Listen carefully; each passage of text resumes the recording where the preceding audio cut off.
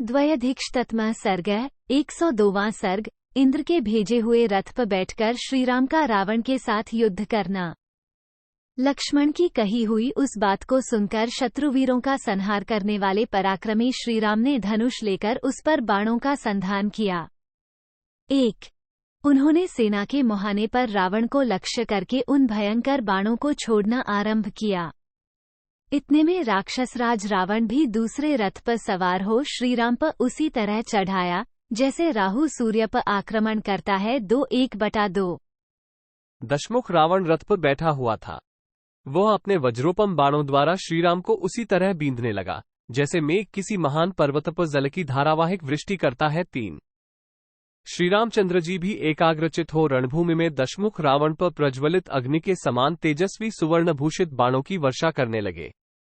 4। श्री रघुनाथ जी भूमि पर खड़े हैं और वो राक्षस रथ पर बैठा हुआ है। ऐसी दशा में इन दोनों का युद्ध बराबर नहीं है।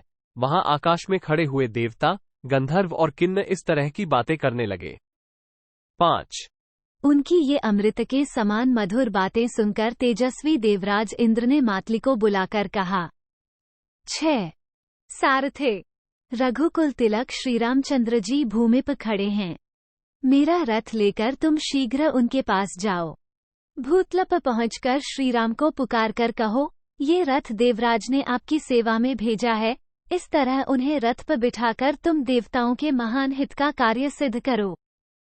देवराज के इस प्रकार कहने पर देव सारथी मातली ने उन्हें मस्तक झुकाकर प्रणाम किया और यह बात कही। देवेंद्र, मैं शीघ्र ही आपके उत्तम रथ में हरे रंग के घोड़े जोतकर उसे साथ लिए जाऊंगा और श्री रघुनाथ जी के सारथी का कार्य भी करूंगा। 9। तदनंतर देवराज इंद्र का जो शोभाशाली श्रेष्ठ रथ है, जिसके सभी अवयव सुवर्णमय होने के कारण विचित्र शोभा धारण करते हैं, जिसे सैकड़ों घुंघरूओं से विभूषित किया गया है, जिसकी कांति प्रातः काल के सूर्य की भांति अरुण है, जिसके कुंभ में वैदूर्यमणि नीलम जड़ी गई है, जिसमें सूर्यतुल्य तेजस्वी हरे रंग वाले सुवर्ण जल से विभूषित तथा सोने के साज बाज से सजे हुए अच्छे घोड़े जुते हैं और उन घोड़ों को श्वेत चंवर आदि से अलंकृत किया गया है तथा जिसके ध्वज का दंड सोने का बना हुआ है, उस रथ पर आरूढ़ हो मातली देवराज का संदेश ले स्वर्ग से भूतल पर उतरकर श्रीरामचंद्र जी के सामने खड़ा हुआ। 10-12। सहस्रलोचन इंद्र का सारथी मातली चाबुक लिए रथ पर बैठा हुआ हाथ जोड़कर श्रीरामचंद्र जी से बोला, महाबली शत्रुसूदन श्रीमान रघुवीर, सहस्र नेत्रधारी देवराज इंद्र ने विजय के लिए आपको ये रथ समर्पित किया है। 14। यह इंद्र का विशाल धनुष है। यह अग्नि के समान तेजस्वी कवच है।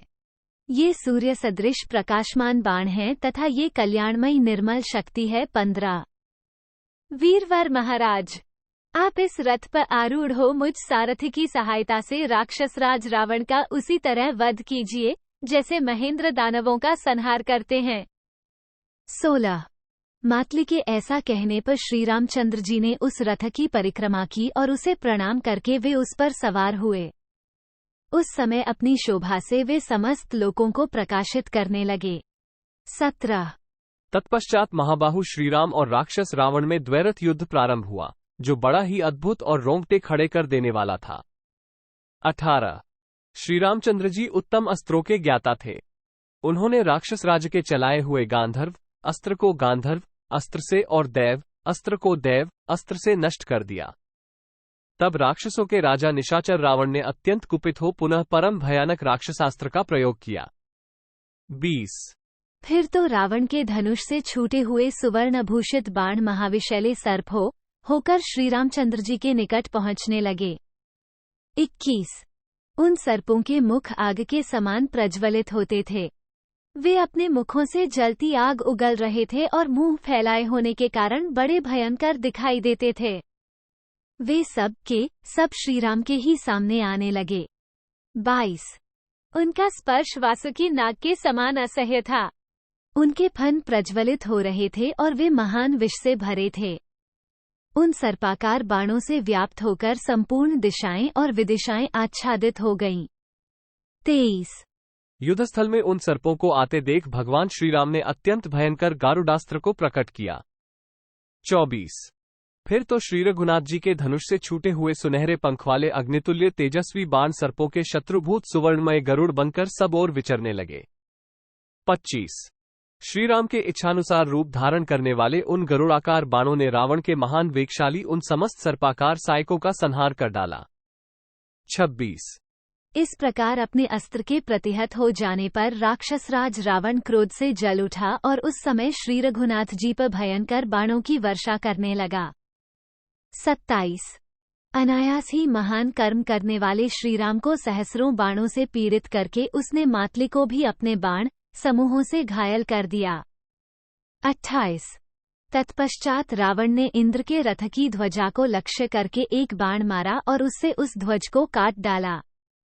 उस कटे हुए सुवर्णमय ध्वज को रथ के ऊपर से उसके निचले भाग में गिराकर रावण ने अपने बाणों के जाल से इंद्र के घोड़ों को भी क्षत विक्षत कर दिया। 29 1/2 ये देख देवता, गंधर्व, चारण तथा दानव विषाद में डूब गए। श्रीराम को पीड़ित देख सिद्धों और महर्षियों के मन में भी बड़ी व्यथा हुई। विभीषण सहित सारे वानरयूथपति भी बहुत दुखी हो गए। 30-31 श्रीराम रूपी चंद्रमा को रावण रूपी राहु से ग्रस्त हुआ देख बुध नामक ग्रह, जिसके देवता प्रजापति हैं, उस चंद्रप्रिया रोहिणी नामक नक्षत्र पर आक्रमण करके प्रजावर्ग के लिए अहितकारक हो गया। 32 1/2 समुद्र प्रज्वलित सा होने लगा, उसकी लहरों से धुआं सा उठने लगा और वह कुपित सा होकर ऊपर की ओर इस प्रकार बढ़ने लगा मानो सूर्यदेव को छू लेना चाहता है। 33 1/2 सूर्य की किरणें मंद हो गईं। उसकी कांति तलवार की भांति काली पड़ गई। वह अत्यंत प्रखर कबंध के चिन्ह से युक्त और धूमकेतु नामक उत्पात ग्रह से संसक्त दिखाई देने लगा। 34 1/2 आकाश में इक्ष्वाकुवंशियों के नक्षत्र विशाखा पर, जिसके देवता इंद्र और अग्नि हैं, आक्रमण करके मंगल जा बैठा। 35 1/2 उस समय 10 मस्तक और 20 भुजाओं से युक्त दशग्रीव रावण हाथों में धनुष लिए मैनाक पर्वत के समान दिखाई देता था। 36 1/2 राक्षस रावण के बाणों से बारंबार निरस्त आहत होने के कारण भगवान श्रीराम युद्ध के मुहाने पर अपने सायकों का संधान नहीं कर पाते थे। 37 1/2 तदनंतर श्री रघुनाथ जी ने क्रोध का भाव प्रकट किया। उनकी भौहें टेढ़ी हो गईं, नेत्र कुछ लाल हो गए और उन्हें ऐसा महान क्रोध हुआ जिससे जान पड़ता था कि वे समस्त राक्षसों को भस्म कर डालेंगे। 38 1/2 उस समय कुपित हुए बुद्धिमान श्रीराम के मुख की ओर देखकर समस्त प्राणी भय से थर्रा उठे और पृथ्वी कांपने लगी। 39 सिंहों और व्याघ्रों से भरा हुआ पर्वत हिल गया। उसके ऊपर के वृक्ष झूमने लगे और सरिताओं के स्वामी समुद्र में ज्वार आ गया। 40 आकाश में सब ओर उत्पात सूचक गर्दभाकार प्रचंड गर्जना करने वाले रूखे बादल गरजते हुए चक्कर लगाने लगे। श्री रामचंद्र जी को अत्यंत कुपित और दारुण उत्पातों का प्राकट्य देखकर समस्त प्राणी भयभीत हो गए तथा रावण के भीतर भी भय समा गया। 42 उस समय विमान पर बैठे हुए देवता, गंधर्व, बड़े बड़े नाग, ऋषि, दानव, दैत्य तथा गरुड़, ये सब आकाश में स्थित होकर युद्धप्रायण शूरवीर श्रीराम और रावण के समस्त लोकों के प्रलय की भांति उपस्थित हुए नाना प्रकार के भयानक प्रहारों से युक्त उस युद्ध का दृश्य देखने लगे। 43-44 उस अवसर पर युद्ध देखने के लिए आए हुए समस्त देवता और असुर उस महासमर को देखकर भक्तिभाव से हर्षपूर्वक बातें करने लगे। 45 वहां खड़े हुए असुर दशग्रीव को संबोधित करते हुए बोले, रावण तुम्हारी जय हो।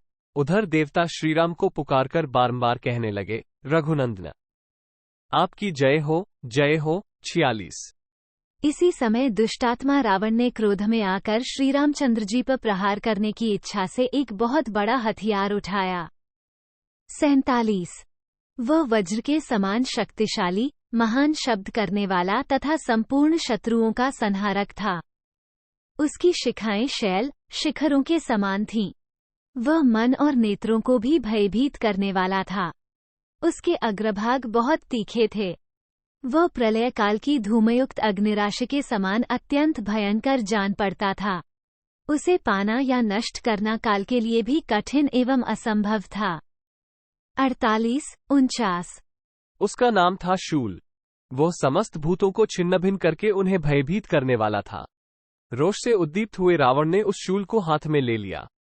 50 सम्रभूमि में अनेक सेनाओं में विभक्त शूरवीर राक्षसों से घिरे हुए उस पराक्रमी निशाचर ने बड़े क्रोध के साथ उस शूल को ग्रहण किया था। 51 उसे ऊपर उठाकर उस विशालकाय राक्षस ने युद्धस्थल में बड़ी भयानक गर्जना की। उस समय उसके नेत्र रोष से लाल हो रहे थे और वह अपनी सेना का हर्ष बढ़ा रहा था। 52 राक्षसराज रावण के उस भयंकर सिंहनाद ने उस समय पृथ्वी, आकाश, दिशाओं और विदिशाओं को भी कंपित कर दिया। 53 उस महाकाय दुरात्मा निशाचर के भैरवनाद से संपूर्ण प्राणी थर्रा उठे और सागर भी विक्षुब्ध हो उठा। 54 उस विशाल शूल को हाथ में लेकर महापराक्रमी रावण ने बड़े जोर से गर्जना करके श्रीराम से कठोर वाणी में कहा। 55 राम, ये शूल वज्र के समान शक्तिशाली है। इसे मैंने रोषपूर्वक अपने हाथ में लिया है। ये भाई सहित तुम्हारे प्राणों को तत्काल हर लेगा। 56 युद्ध की इच्छा रखने वाले राघव, आज तुम्हारा वध करके सेना के मुहाने पर जो शूरवीर राक्षस मारे गए हैं, उन्हीं के समान अवस्था में तुम्हें भी पहुंचा दूंगा। 57 रघुकुल के राजकुमार, ठहरो, अभी इस शूल के द्वारा तुम्हें मौत के घाट उतारता हूं। ऐसा कहकर राक्षस राज रावण ने श्री रघुनाथ जी के ऊपर उस शूल को चला दिया। रावण के हाथ से छूटते ही वो शूल आकाश में आकर चमक उठा। वह विद्युमालाओं से व्याप्त सा जान पड़ता था। 8 घंटों से युक्त होने के कारण उससे गंभीर घोष प्रकट हो रहा था। 59 परम पराक्रमी रघुकुल नंदन श्रीराम ने उस भयंकर एवं प्रज्वलित शूल को अपनी ओर आते देख धनुष तानकर बाणों की वर्षा आरंभ कर दी। 60 श्री रघुनाथ जी ने बाण समूहों द्वारा अपनी ओर आते हुए शूल को उसी तरह रोकने का प्रयास किया जैसे देवराज इंद्र ऊपर की ओर उठती हुई प्रलयाग्नि को संवर्तक मेघों के बरसाए हुए जलप्रवाह के द्वारा शांत करने की चेष्टा करते हैं। 61 परंतु जैसे आग पतंगों को जला देती है, उसी तरह रावण के उस महान शूल ने श्रीरामचंद्र जी के धनुष से छूटे हुए समस्त बाणों को जलाकर भस्म कर दिया।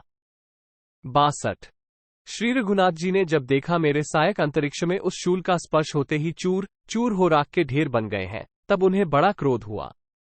63 अत्यंत क्रोध से भरे हुए रघुकुल नंदन रघुवीर ने मातली की लाई हुई देवेंद्र द्वारा सम्मानित शक्ति को हाथ में ले लिया।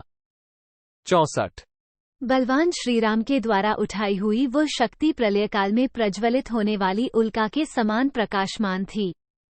उसने समस्त आकाश को अपनी प्रभा से उद्भासित कर दिया तथा उससे घंटानाद प्रकट होने लगा। 65 श्रीराम ने जब उसे चलाया तब वह शक्ति राक्षस राज के उस शूल पर ही पड़ी। उसके प्रहार से टूक टूक और निस्तेज हो वो महान शूल पृथ्वी पर गिर पड़ा। 66 इसके बाद श्रीरामचंद्र जी ने सीधे जाने वाले महावेगवान वज्रतुल्य पैने बाणों के द्वारा रावण के अत्यंत वेगशाली घोड़ों को घायल कर दिया। 67 फिर अत्यंत सावधान होकर उन्होंने 3 तीखे तीरों से रावण की छाती छेद डाली और 3 पंखदार बाणों से उसके ललाट में भी चोट पहुंचाई। 68 उन बाणों की मार से रावण के सारे अंग क्षत हो गए। उसके सारे शरीर से खून की धारा बहने लगी। उस समय अपने सैन्य समूह में खड़ा हुआ राक्षस राज रावण फूलों से भरे हुए अशोक वृक्ष के समान शोभा पाने लगा। 69 श्रीरामचंद्र जी के बाणों से जब सारा शरीर अत्यंत घायल हो लहूलुहान हो गया, तब निशाचर राज रावण को उस रणभूमि में बड़ा खेद हुआ। साथ ही उस समय उसने बड़ा भारी क्रोध प्रकट किया। 70 इत्यार्षे श्रीमद् रामायणे वाल्मीकि आदिकाव्ये युद्धकांडे द्वयधिकशततमः सर्गः 102। इस प्रकार श्री वाल्मीकि निर्मित आर्ष रामायण आदिकाव्य के युद्धकांड में 102वां सर्ग पूरा हुआ। 102